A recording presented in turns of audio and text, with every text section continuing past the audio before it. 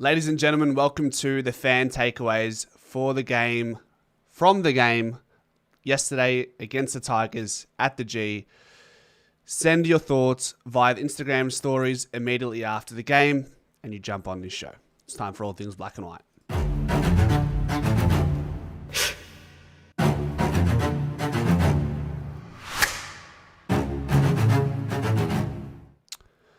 Good evening, everyone. Happy Monday. I hope we're all feeling relatively good. That's the first thing. Welcome, Stefanos. Welcome, Rangatank. My favourites. You're all my favourites. You're all my favourites. Welcome, welcome, welcome, welcome, welcome. So this is the beginning of a really exciting week. I think we're slowly going to warm up to the fact that are we going to be seeing a grand final preview? Is that what it is on Saturday? Kuzi, Southeast, Manny, Benny. But before we get to the week ahead of us against Brisbane, it would be remiss of us not to highlight the fan takeaways from the game yesterday and extend the conversation into the chat for the good and the bad. And we'll go there. RJ, welcome. Ella Buzz. AB. You don't think we'll drop another game for the year? Well, you know what? Maybe throughout the fan takeaways today, let's go through the ladder predictor and the permutations, the possible permutations that we could see. For example, what happens if Collingwood lose this X amount or win this X amount, and see where we could stand depending on results X, Y, Z. Shawnee, how are you? Mello, welcome. Maddie on travels. Good to be back on the winning board. Tony, no doubt about that. 100%. Looking forward to a stronger side this week, says Stefanos. As always, we reserve that type of conversation for the Predictor 23 tomorrow. We're actually going to reintroduce a more regular occurrence on the Wednesdays, being the Pies footy show. So we have the fan takeaways. We have Pies presser tomorrow, which is largely dedicated to the Predictor 23 and the injury report. Wednesday will be a Pies footy show where I'll try and I'm thinking that's going to be more of a fan-centered show where people jump on and we'll do fan cams there. Thursday is always moving the magnets. This Friday will be the pre-game show, by the way. So just so you know, or maybe some of you are aware by now, but Saturdays, for the Saturday games, just because my Saturday is pretty full on during the winter, I'm now reserving the Friday nights for the pre-game show going into that one. Nicole, welcome. I hope you're well. Nicole, remind me, I don't think I ever addressed this, but in that watch-along, while I was ordering my KFC, did I see correctly that you said you got hit by a footy at the ground? Is there any truth to that? Did the footy hit your noggin?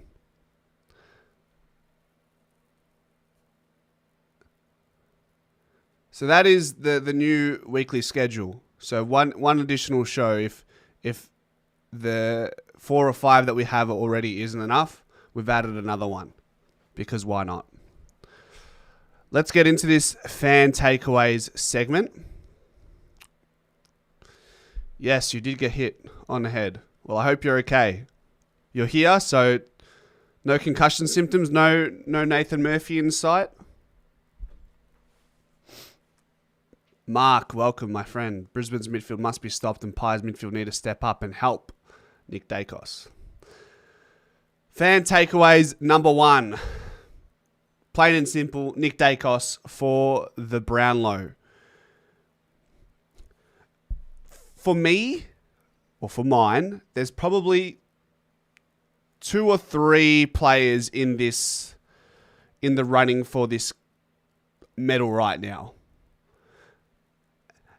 And if you've been around Pies footy long enough, you probably would be aware that I'm not I don't think it's as coveted a medal as it once was. We all know that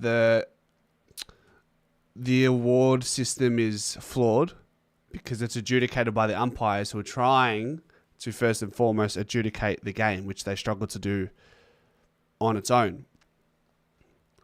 And it's just the midfielder's medal for the most part. Forever. For eternity, it's been a midfield medal. But rather than diving into the players around Nick Daicos being Noah Anderson, Bailey Smith, Sarong, Rao, Dawson, I wanted to more so lean into just what we're seeing from Nick recently. And it's just what makes him so impressionable on a game-to-game basis. I think it's just his developing versatility in his game. Like, we're now seeing, since round 12, he's taken 4 contested marks. Before that, before round 12, 2025, he hadn't registered a contested mark. No one in their wildest dreams would have had Nick Daicos for over 3.5 contested marks this year. So he's adding that to his game in the forward craft, taking these marks inside forward 50. He's kicking goals. Probably hasn't been as accurate as he has been in the past in front of the big sticks. Maybe not having as... I feel like he's having, shots-wise, relative to last season. Let's have a look rather than guessing. That's probably, as the Nick Daicos, the perfect midfielder, the complete midfielder. Maybe that's the only room for improvement, but the versatility in being able to take contested marks, leading into great spaces inside forward 50, playing off the halfback flank. Like, this is Nick Daicos 2023, 2024, 2025 just coming into fruition and coming together perfectly. Let's have a look at the accuracy and shots. So he's basically averaged the same amounts of shots over the last 3 seasons. However, his accuracy is down from 45% in 2023 down to 38%. But he is averaging a career high score involvements. And which Nick Daicos do you want to get burnt by on a week-to-week basis? Do you want to get burnt by Nick Daicos, the guy who can win his own footy inside the centre bounce around stoppages? Or do you want to be burned by Nick?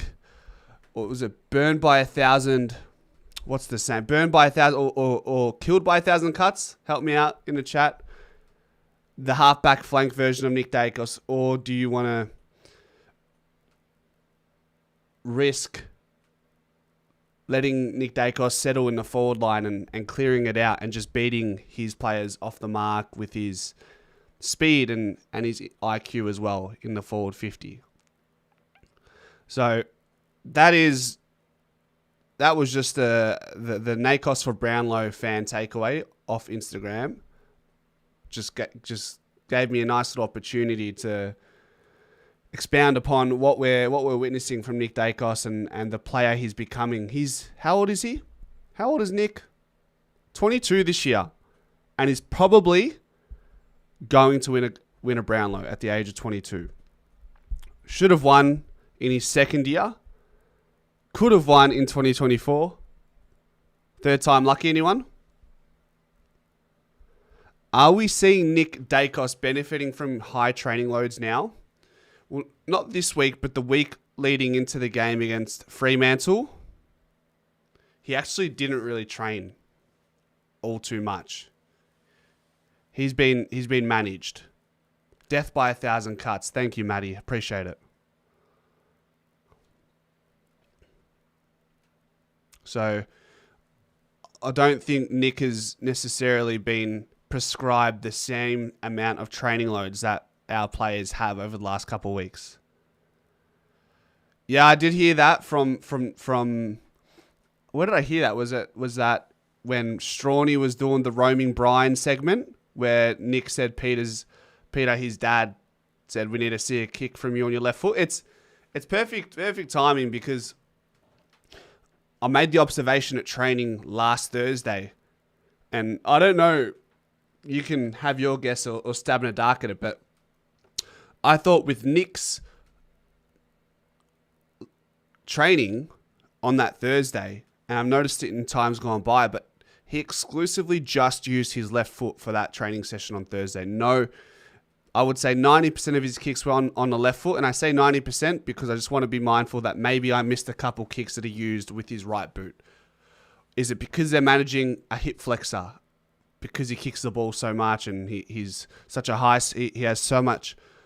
has so many high-speed running efforts throughout a game. Maybe that's why he's using his left foot. Or is he simply just trying to become just as good on his left as he is with his right? 40 touches and 3 goals. Only Ablett Jr. did it 3 times. Nick's done it twice already. Wow. Wowee. That's an interesting stat. It's a great stat. Put that into context. I think Nick's going to blow by Gary Ablett's Brownlow record as well. Anyhow, let's keep it rolling. So someone on Instagram suggested or asked the question, begged the question, why are we so inaccurate? I felt like the game against Richmond, we weren't horrible. We were probably just below AFL average for that game. What did we score in the end? We had 30 shots, 13 goals, 15 behinds. Our expected score was 88. We finished with 93. So if we look at the expected score, they based the outcome on that, on the degree of difficulty that the shots are being taken. So if we look at this game, it seems like we converted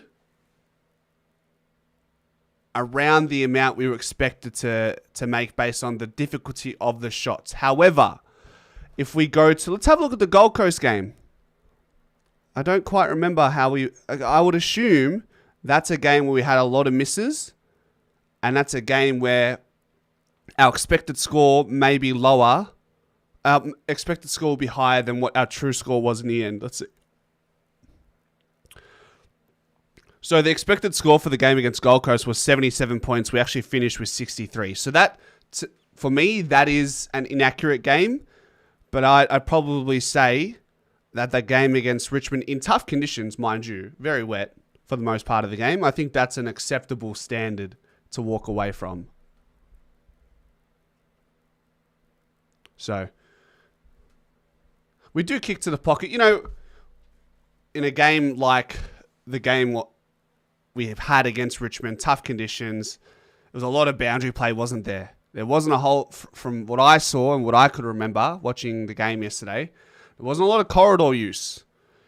Was it a bit frustrating for me as a supporter at times, seeing not a lot of corridor use? Sure. But I just have to bear in mind that they were tough conditions and the Pies have been really good at using the boundary all year. So we lived and died by that sword yesterday and it seemed to have worked out. I like the analogy, Wolfgang. We kick to the pocket as a set play for a throw-in. I wonder if we're going to take the next step and get, say, a set-piece specialist like they have in the English Premier League, in soccer. I think that's the next step where we're going to see these set shots, these boundary throw-ins and all this sort of stuff go to a much more complex level. Strategically, it's going to be who can outwit one another. I think that's the next step in this game, to take it from this rudimentary tap zones and aiming for the pocket. It's like, okay, well, how can you manipulate every single play? And I'm not saying we don't have that AFL level, but is it to the point where you're hiring someone to specifically be a set-piece coach? Because that's what they're doing in the EPL. Salary will probably be the limiting factor, fair enough. But if it works in the EPL, look at Arsenal. Perfect example. They are a pretty empirical set-piece side, and I think they have a great set-piece coach who's helped them. And if we're going to persist with these long down the line, setting up these set shots, these kicks from the marks, from the wing into the forward 50, what are ways we can sort of manipulate these plays? It's interesting. Usually soccer's a good blueprint to reference because they're going to be a little bit more ahead of where we're at when it comes to strategy and tactic. A few times we were wide on wings and then tried a tough kick into half-forward corridor.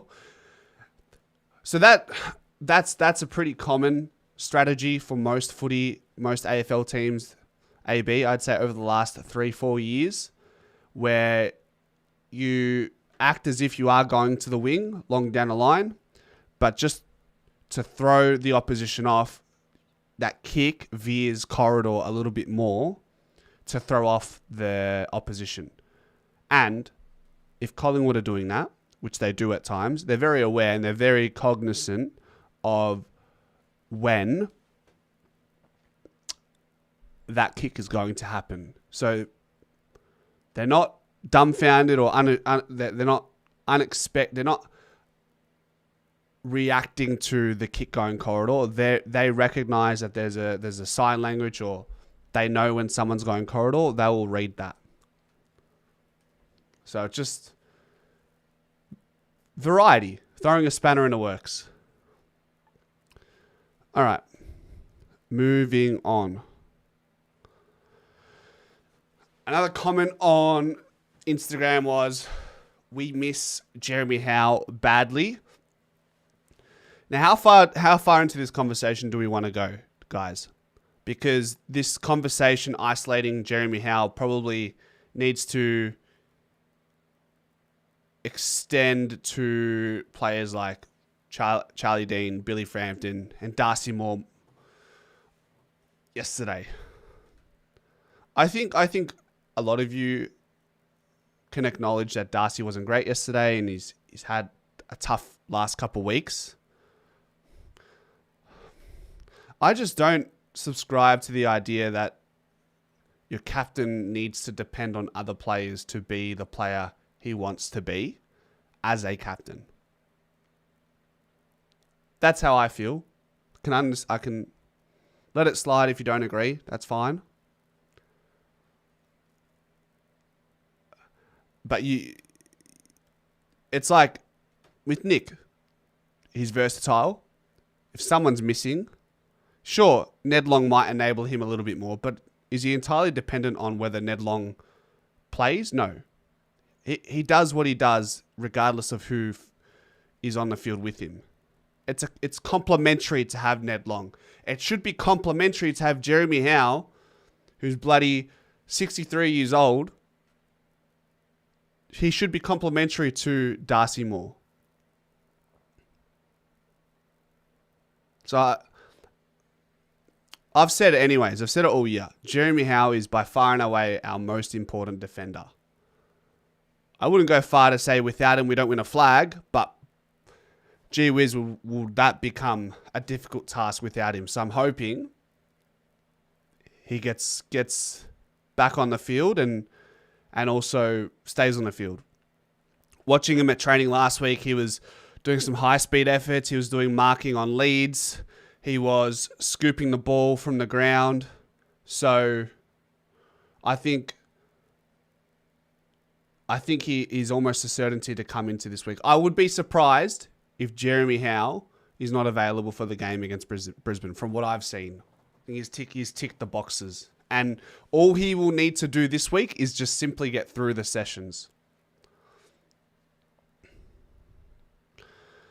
Somebody here said, or not somebody here, but somebody on Instagram, through the Instagram stories. Once again, if you guys aren't familiar with this segment, I post a story right after the game. What are your fan takeaways? You reply to the story. I put it here. The name won't be tagged on top of it, just because what I'm doing right now is because there's a fair few comments to scour through. I just take 2 or 3 fan takeaways and put them into the one. But this one was one person in particular. We might lose the next 4 games. The only reason why I've got this up here is so we can do a ladder predictor to see, all right, well, what happens in different scenarios. So let's go here, share screen, and then restart capture. All right. Let's do this ladder predictor.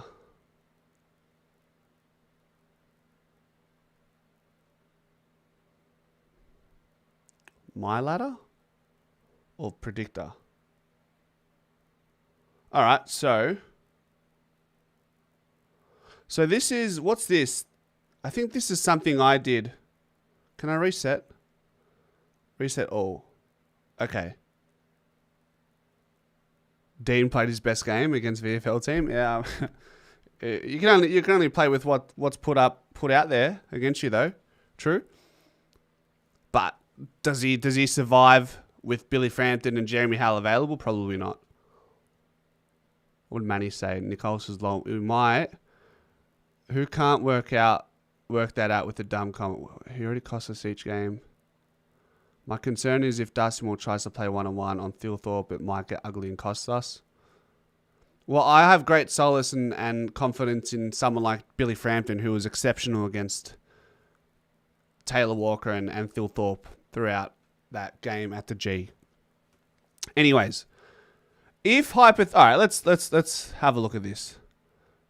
Let's do a more pessimistic one where we finish. Let's say we go 2-2. Let's go pessimistic. What does 2-2 get us? Let's say GWS underdogs here. Interesting. Okay, fair enough. Adelaide Oval at versus Hawthorn. I was just going to give that to Adelaide. Melbourne, Gold Coast, Sydney. Some boring games. Goodness. St Kilda. Jeez, average games. Fremantle, Carlton. Some easy fixtures for some of the sides around us, hey. All right. Did I give Collingwood the win? I did, didn't I? Let's give this to Brisbane, just because I did say we're going to give our boys a 2-2 record to see what that gives us. Say we beat Hawthorn. Let's just say that. Geelong win. Wow. St Kilda. Brisbane. We'll give Brisbane the win. We'll give Gold Coast that one. Freo. Yeah, wow. I can't believe how easy the fixture is for the teams around us. I've just come to realise this. Wow. Oh, my days. So Chris, I'm just looking at what happens. Oh, did I pick Hawthorn? All right, my bad, champ. My bad. So, I've used Squiggle. I haven't used it in a while. Maybe I should, right? It's a bit more user-friendly, isn't it? Rangatang. I'll use it next time. All right. So, we're 1-1 at this point. Go St Kilda. Fremantle versus Brisbane. Let's just give that to Brisbane. Give that to Gold Coast. Carlton, Hawthorn. We'll give Adelaide this one, won't we? So now we're 1-2 in our last 3 after the game against Richmond. Geelong.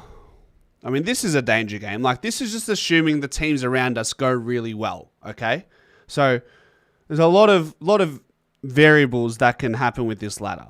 Like, there's so many danger games. There's not so many danger games, but there are games that can be dropped. So 1-2, GWS win that. But again, like, can you see St Kilda doing their thing? Maybe. Let's go Adelaide. Wow, Adelaide have got some sort of run home. Hey, Doggies versus Fremantle. That's a cracker. At Marvel, I'll give it to the Doggies. Collingwood, Geelong, Carlton. Brisbane versus Hawthorn at the Gabba. Got to be Brisbane, doesn't it? Gold Coast. They got 2 games. Wow. Jeez. So if we go 2-2, we could be staring down the barrel of an away final against Adelaide. Wow. Okay. So let's manipulate this then. So what if we give Collingwood a win here? Wow, look at that. This is the difference between 2-2 and 3-1, and more importantly, beating Adelaide. Look at that. We can go from 4 to 1. Wow. Okay, so what if I do this then? What if we give that to Adelaide, but then we take back the game against Brisbane? Okay. So we can be 3-1 and lose to Adelaide and finish top 2. If we beat Adelaide and finish with a 3-1 record, we'll be first. If we lose, if we go 2-2, we could finish 4th and travel to Adelaide. What if we go 1-3? How about that? 1-3. Wow. Wow, look at that. 1-3, and we could somehow find ourselves out of the 4. So that's just where we are. Just need to win. 1-3 would be an absolute disaster. It would be. And look who we could potentially come up against at the G. Anyways, there's so much water to go under the bridge still at this point. Take it week by week, but it's nice to know, okay, this is what happens if we finish with this record versus this record or that record. Simple as that. Yeah, disaster. Basket case it would be. Oh my goodness. I didn't think we could drop as low as 5th. Just for fun. I mean, this is no fun looking at, but what if we lost? What if we actually did go 0-4? Oh yeah, look at that. I mean, yeah, this would be disastrous. Look at that. Hey, by the way, if anyone has any privileges in being able to attend the game on Saturday and has spare tickets for a friend and a brother of a friend, me and my brother, we would greatly appreciate and welcome any sort of experience that you can accommodate for us for the game against Brisbane this Saturday. So just putting it out there. I don't know how much pull you guys got with the AFL, or if you guys are corporate box type of guys and girls. But hey, if anybody has some spare tickets, let us know. Would be greatly appreciated. I'd love to be at that game. Would love that. So, anyways, let's go back to the fan takeaways. So, next up, Membry is the GOAT. A lot of love for Tim Membry. A lot of love for Tim Membry since he's returned post his 2nd or 3rd baby. Can't quite remember. But he's been good. I really do think that Tim Membry, he probably complements our forward line more than... I don't know. I'm not going to go far to say he's more important than a Myercheck or a McStay. But I don't know. Something... It just feels like we're in synchronicity when Tim Membry is in that forward line. He's just an important cog in the wheel. And he's so... You know what his trump card is? It's his accuracy. Let's have a look at the Collingwood side I need to add a share screen on this, which I don't have. Do I have? I do. If I do this, I guess I'll just do this, yeah? So if we go, have a look at this, guys, for accuracy. You know what? Let's go forwards. Key forward and mid forward. Had to have played at least 10 games this year, which would be fair, right? Let's go, and then categories, show all. Tim Membry's greatest trump card is this. Where are you? I mean, these guys hardly shoot. I mean, darling, where are you, Membry? Look at that. Top 20 in the league. Tim Membry has a 60% scoring record, or 60% accuracy in front of goals. And he takes 2.5 shots per game. So, okay, Shannon Neal's a baller. Thorpe's a baller. Jeremy, no, hold it. 5.8 baller. Riley Sanders only takes 1.1, so that will put Tim Membry a bit higher. Bedford and Nick Holman don't kick a lot. Robert Hansen, Keeler, Karmas, Darling. If I can I deselect? I can. So really, 1, 2, 3, 4, 5, 6, 7 players that are above Tim Membry in this category average less shots per game. So really, when it comes to accuracy, Tim Membry amongst all forwards, 1, 2, 3, 4, 5, 6, 7, 8, 9, 10. He's 11th amongst forwards for accuracy. 60% in front of goal. Benny, thanks for the 5. I have spares just behind the cheer squad. Interesting. Benny, I will message you on Discord. I'll message you either tonight or tomorrow. We can have a chat. But I first and foremost, I appreciate the offer, my friend. Are you going? Are you going to be there behind the cheer squad?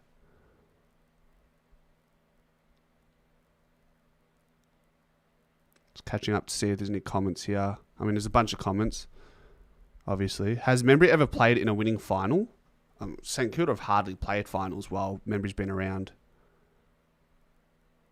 Set shot versus general play. Well, his set shot is pretty good. Expected scores. Let's have a look. So expected scores via set shot, which would be most of his shots anyways. Funnily enough, Myercheck's expected score from set shots is higher than a Tim Membry, but it's probably based on the position where he's taking his mark. So this isn't really where we want to be looking.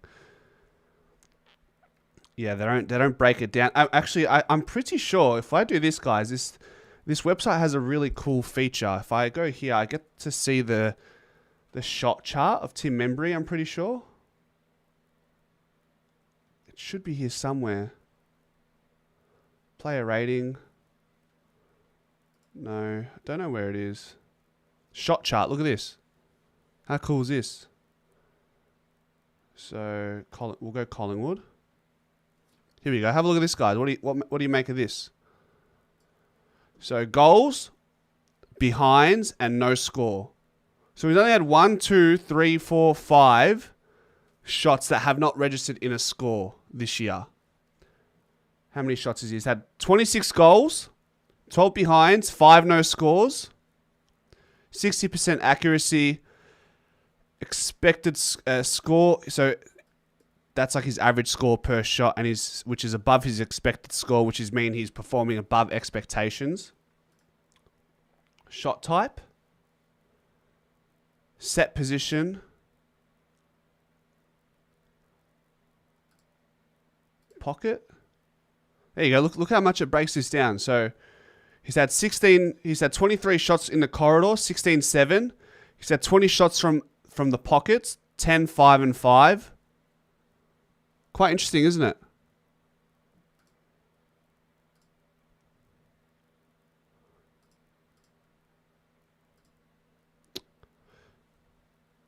Anyways, we'll move away from that.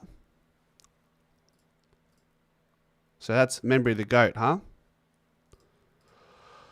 Hoping this is where Houston lifts off, says another man I think it was a gentleman on Instagram. Yeah, Houston's been sort of like this walking 16-7 touches a game and doesn't mind the odd goal at the moment. Or hasn't minded the odd goal for the most part of his career. I've been saying all season, just wait till we get closer and closer to the final series, and maybe we can then be a little bit more harsher on what Dan Houston is giving us in 2025, considering what was given up for him. But in the same breath, I'm mindful. I'm thinking, well, Shooter's first year, not great. Second year, much better. Does Houston have the same amount of leniency, considering how well we're going? Lachie Schultz struggled in an injury-hampered side that did not perform well, whereas Houston, sure, he's maybe playing a little bit unders regarding performance this year, given how well the team is going, but I just think he's playing a role. I think he's just playing a role.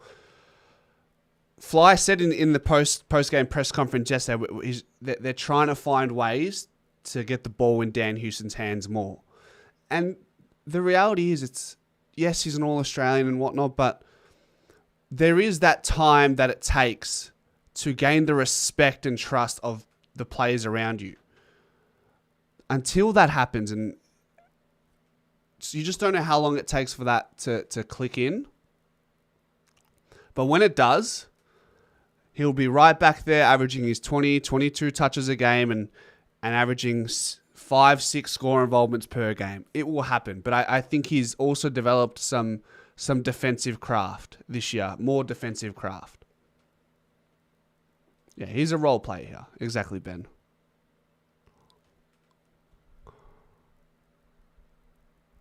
So, that's the Dan Houston takeaway. Good to have Shooter and Tom Mitchell back. So, mate, Shooter is he's been a godsend this year. His pressure is elite. Still a little bit average in front of goals. I mean, he looks like Mychek. I call Lachie Schultz mini Mychek. And I feel like they have similar tendencies when it comes to in front of goal. Like when they're having their set shots, I'm not penciling it in until it goes through the two big sticks. So if there's a point of improvement for Lachie Schultz, maybe it's his set shots and his confidence around that. It would definitely be more so to do with his confidence. But he's been one of our best role players this year. I asked my brother, and maybe this was a stupid question. He said it was a frank question. But I asked him, I said, who would you rather have? Lachie Schultz or Beau McCreary? And I wasn't implying or insinuating that I think one is better than the other. I was just saying, hey, if you had to pick between one of the two, do you pick Beau or Shooter? And he said, mate, that's frank. Like, obviously, it's Beau McCreary clear of Lachie Schultz. I'm just curious to see if that is a feeling that is reciprocated in the chat. Do you guys feel like it's Beau McCreary clear? Or is it Lachie Schultz clear? Or is it depends on their day? The other thing maybe that Beau McCreary has up his sleeve is his ability to damage through centre bounce, and he's a little bit younger than Lachie Schultz as well. So, for me, I think it's Beau over Shooter, but Lachie Schultz is great within his own world, the things he does.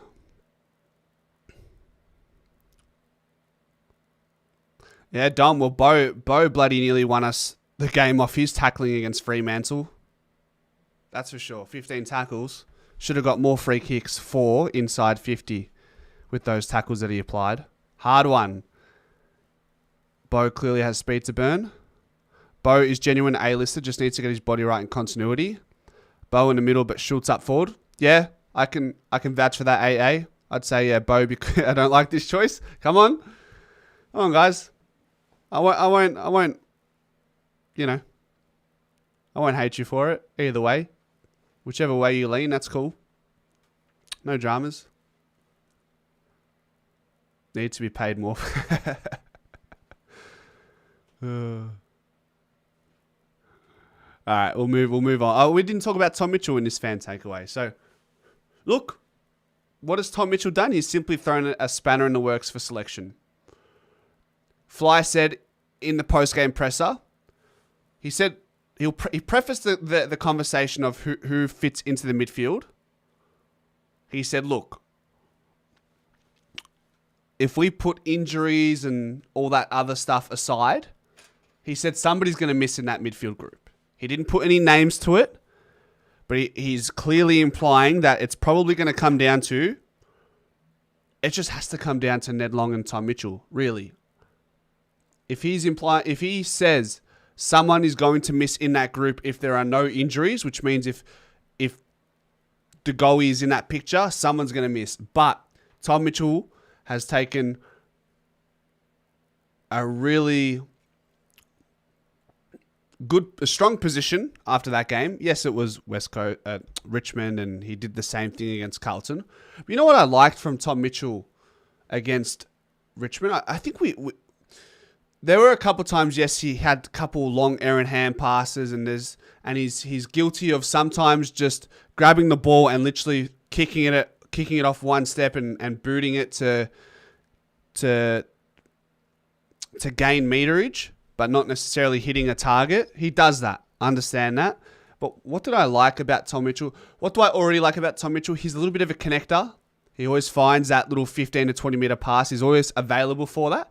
But I liked a bit of composure. There was a bit of, I'm serious. There's a few touches where if you go back and watch Tom Mitchell, it was like a bit of Scott Pendlebury about that. Sort of pretending to go one way, goes the other. Found two nice kicks going inside 50.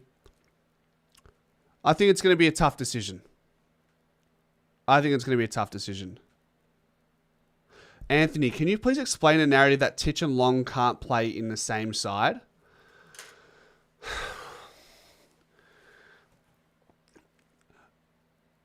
Ultimately, it comes down to speed and how quickly you can move with your two-way running. Yeah. Once teams get on the outside, we do have a tendency to get burnt.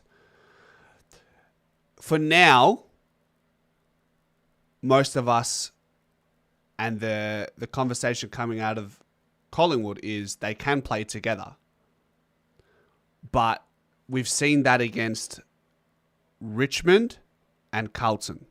The first real litmus test for whether Ned Long and Tom Mitchell can reside in the same team. Sorry, second test, because first one wasn't great against Gold Coast. I thought Ned Long lowered his colours. Tom Mitchell, despite racking up good numbers, was poor in certain scenarios without touching the ball. And I think this one's going to tell us a lot more. So do I think the narrative about them not being able to coexist in the same side is an overreaction? I don't know. I'm not sold on it yet. Am I saying they can't feature in the same side? I'm not saying that. Am I saying, is it possible that it's one or the other? Yes. And guess what? We will find out against Brisbane. It's just how many players can you carry into that midfield side who can't use the ball very well? And we saw that at times against Richmond as well. So, we shall see. Moving on. Inside 50 connection needs to improve. Now, I think this one was largely untrue for the game against Richmond. I think 1 in 2 entries going inside 50, we registered a scoring shot, which is elite. And we've been that for the most part. Besides Gold Coast and Fremantle, we really got back to where what rings true for us is how we don't overpossess the ball, and it doesn't take us much to get from one end to the other, and it doesn't take us much to lock the ball in our forward half and convert from that. That is our great strength. We're very efficient, and we've been that for the last 3 years or so. So, not entirely true. I'm not going to agree with this fan takeaway, just based on the numbers. Training load got us down bad. What does that mean? Because against Gold Coast, did we start off slow? Yes. Did we come up against a side who was excited to play their first Friday night in Gold Coast in a massive clash? Did they play overs? Yes. You can see that with that Gold Coast game. They played to this ridiculous level and excitement, so much so that there was a natural come down the next week. They went to Adelaide and got flogged. So there's the psychology in that. We only lost. We were up in the fourth quarter. We were up against Fremantle by 3.5 goals. So did the training load really have a hit on us? Don't know. I don't think so. I don't think so.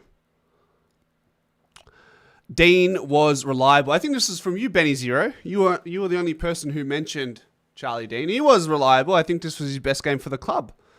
Used the ball well. He's good by hand. He's good by foot. Had some really good rebounding impact through intercept mark.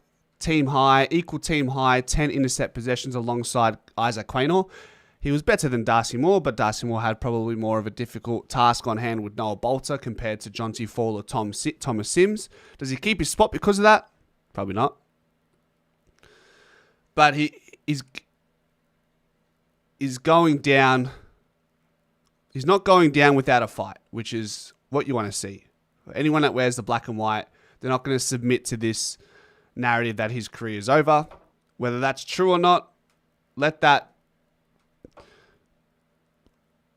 do its thing at the end of the year. But until then, you just got to keep showing up. And I laud Charlie Dean for that, because it's very difficult to show up when you know, or you think, or you're being told that your papers are going to be stamped at the end of the year.